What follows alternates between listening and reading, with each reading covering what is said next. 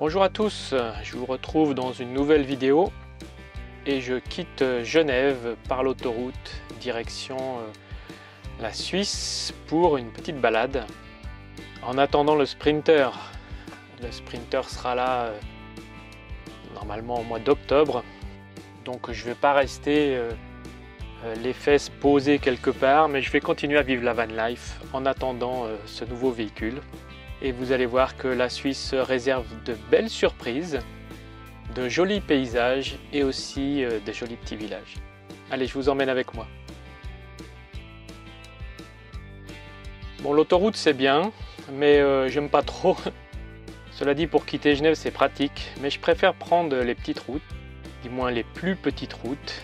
Et plus les routes sont petites, et plus je suis content.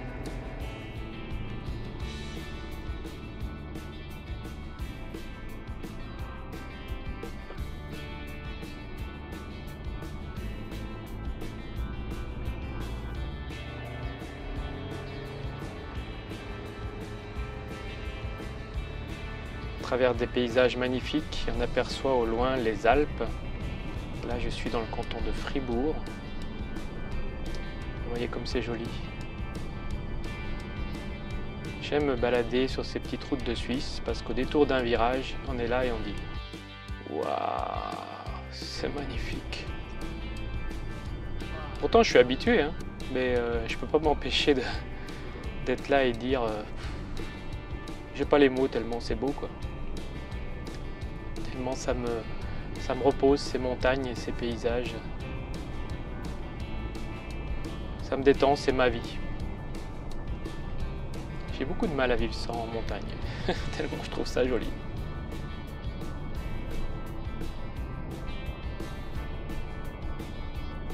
La Suisse est remplie de petits villages qui regorgent parfois de surprises, comme ici où il y a, je sais pas, un artisan en fait qui fabrique des objets en métal un peu particuliers avec des animaux.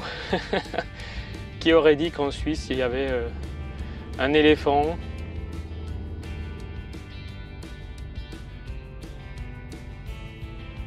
une girafe, un mirador. Allez, je continue ma route.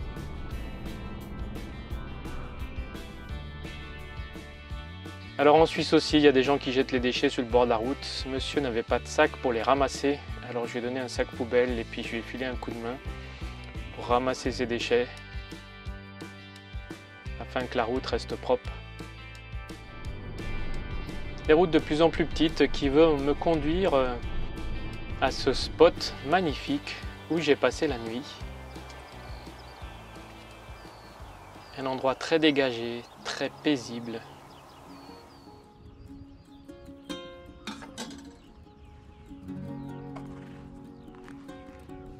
Tout simplement profiter des choses simples. Dans le calme, la tranquillité.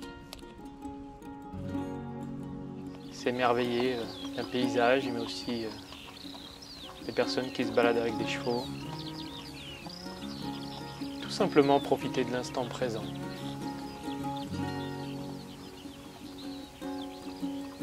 Être soi-même, loin du tumulte de la ville et des activités imposées par la société. Pour moi, ces instants, ça vaut tout l'or du monde.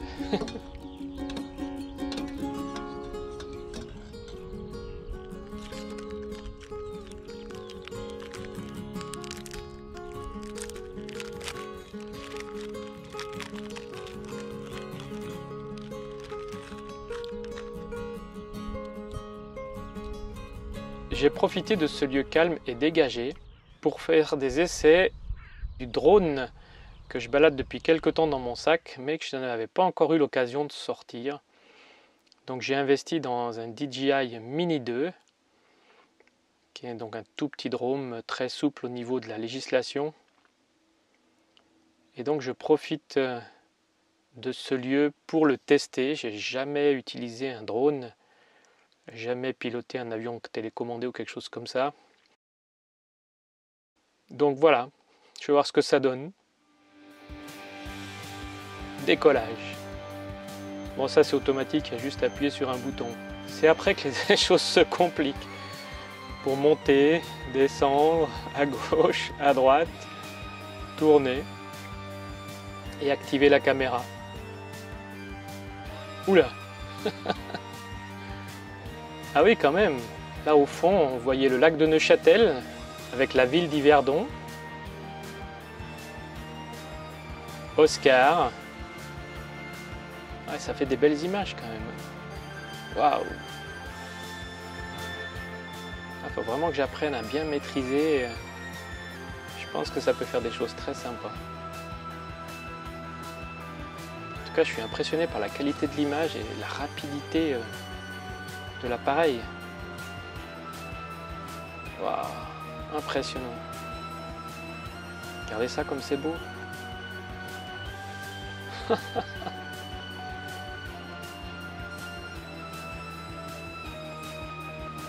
Voilà, ça va parce que c'est dégagé, il n'y a rien autour, donc je peux pas me prendre un arbre ou quelque chose comme ça. Bon, je peux me prendre Oscar, c'est vrai. Ça serait quand même dommage de cracher le drone dans Oscar au premier vol. Ah, c'est impressionnant. Et je suis pas allé au bout des distances, mais c'est pas toujours évident de savoir où il est. Allez, ça suffit pour une première fois.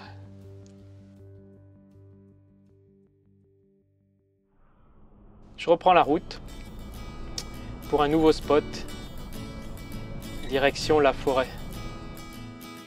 Qu'est-ce que j'aime ces petites routes. Tranquilles, silencieuses. Il n'y a personne ou pas grand monde. Et on peut se perdre dans la forêt et puis découvrir des coins sympas.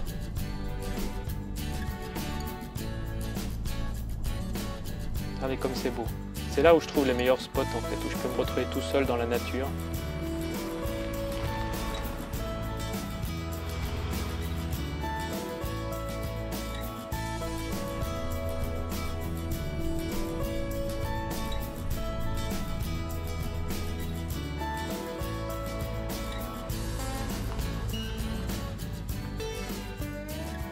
Moi, ce soir, je vais passer la nuit là, au calme. Là, il n'y aura personne. Tranquille. Moi, Dieu et les étoiles. Autour d'un feu de camp.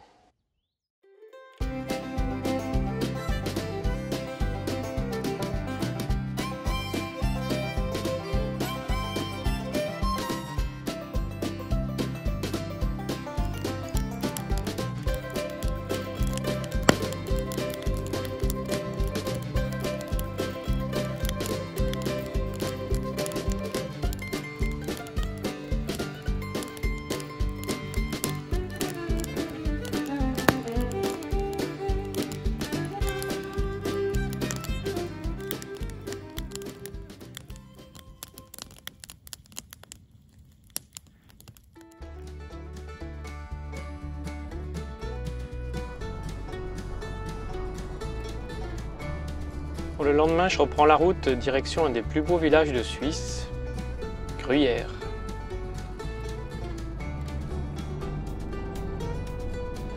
Parce que figurez-vous que le Gruyère, c'est pas que du fromage, c'est aussi un petit village et une magnifique région. Au milieu des montagnes. Voilà, porte d'entrée du village de Gruyère. Essoufflé. Bah oui, parce que ça monte. Regardez la vue.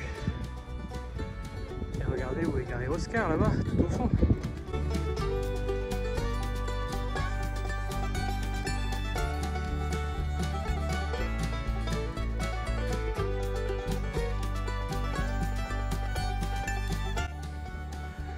Bon, il n'y a personne. Je pense qu'il y aura plus de monde ce week-end. C'est la première fois que je vois le village avec aussi peu de personnes. C'est vrai que d'habitude quand je viens c'est envahi de touristes. Bon là ça s'explique pour plusieurs raisons qu'il n'y a personne. D'abord parce qu'on est dans le milieu de semaine, dans la semaine. Et puis également il y a le Covid. Donc du coup il y a quand même moins de touristes, puisque a priori il y a peu d'étrangers qui peuvent venir en Suisse en ce moment, puisque c'est compliqué de passer d'un pays à l'autre. Regardez ça comme c'est beau, le château, l'église.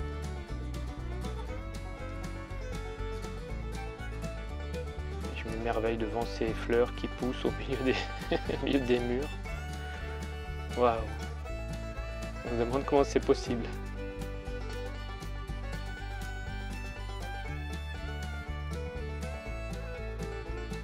Cette place du village est vraiment magnifique. Normalement c'est noir de monde, et là il n'y a personne quoi. C'est impressionnant.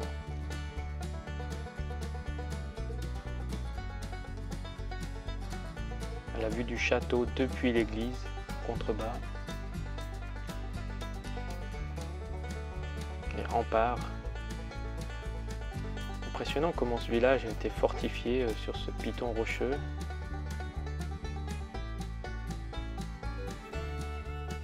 Si vous venez en Suisse, c'est vraiment un village à venir visiter, tellement c'est beau. Et là, c'est tellement calme. Là, il y a un planeur.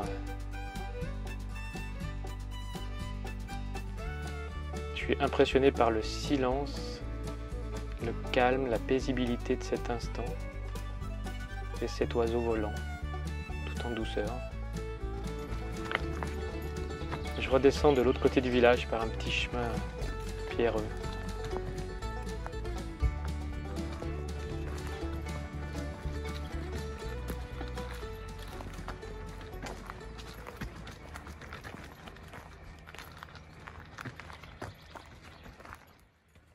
Voilà, je termine ma petite balade dans ce village de Gruyère. Je me pose un peu parce que ce chemin est caillouteux. C'est les cailloux d'époque. C'était une des entrées du village. Un chemin pierreux, rocailleux, qui monte en fait jusque dans le village de Gruyère. Il faut avoir des bons mollets. J'arrive sur un enclos où il y a une biche. C'est bizarre d'avoir une biche dans un enclos. Elle me regarde comme ça. Elle doit se demander ce que je fais là. De l'autre côté du village, il n'y a pas beaucoup de touristes qui passent. C'est pas l'entrée principale ici. En Suisse, il y a toujours des trains. Parce qu'en train, vous pouvez aller partout en Suisse. Pas la peine d'avoir une voiture. Avec les trains et puis les cars postaux, vous pouvez visiter toute la Suisse entière. C'est vraiment très bien desservi. Alors, la spécialité de Gruyère, bien sûr, c'est le fromage, le gruyère. Mais pas que. Il y a aussi les meringues et puis la crème de gruyère. Ben ça, c'est pas très bon pour le régime. Mais qu'est-ce que c'est délicieux. N'est-ce pas, Pierre-Alain? Alors voilà le gruyère. Dans le gruyère, il n'y a pas de trou. Je sais pas si j'arrive à l'ouvrir d'une seule main.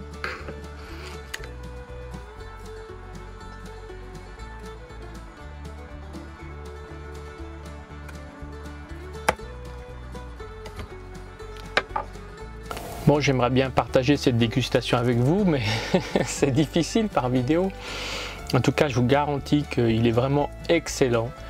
C'est du demi-salé, il est fondant dans la bouche. Moi, ce que je préfère, en fait, c'est le manger avec un peu de viande séchée et puis un thé Earl Grey. Et là, c'est top. Avec un magnifique paysage, et voilà. Après, chacun le déguste comme il veut.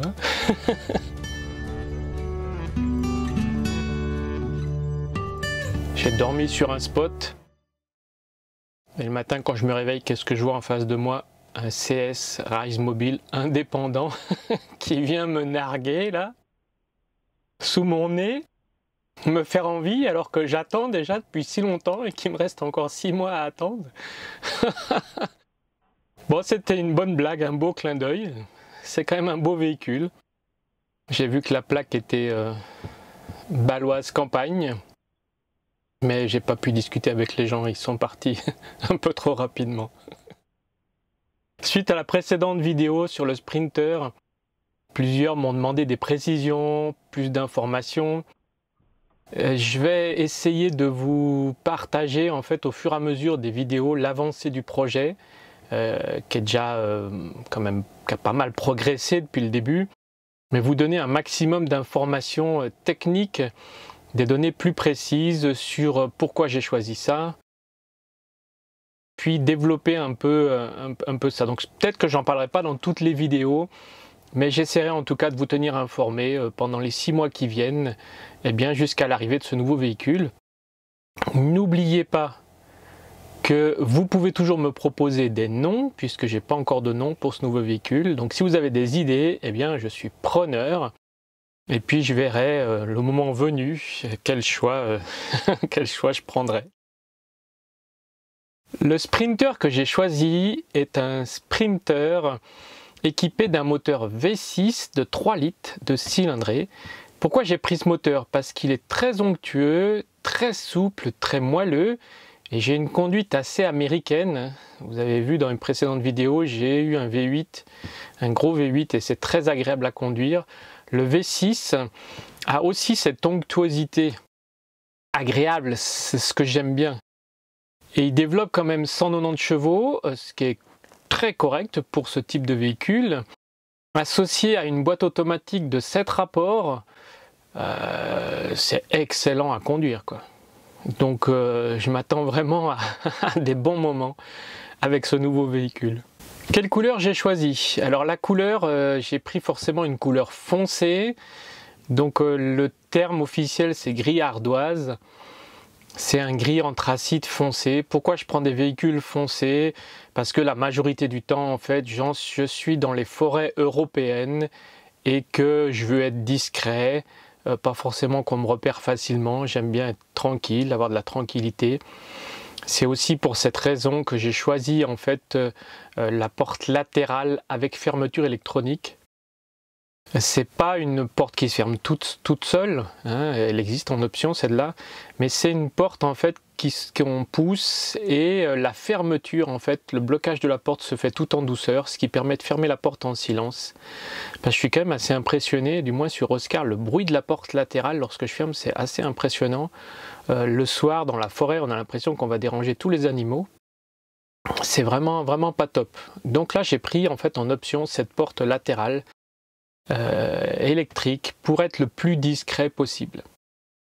Bien sûr, il y a tout un tas d'autres options, tout un tas d'autres choses. Je vous ai dit qu'il y a beaucoup d'options chez Mercedes, beaucoup de possibilités chez CS Rail Mobile, et je fais encore rajouter des choses par Tartaruga à Zurich. Donc comment je vais vous résumer tout ça? Je ne sais pas encore.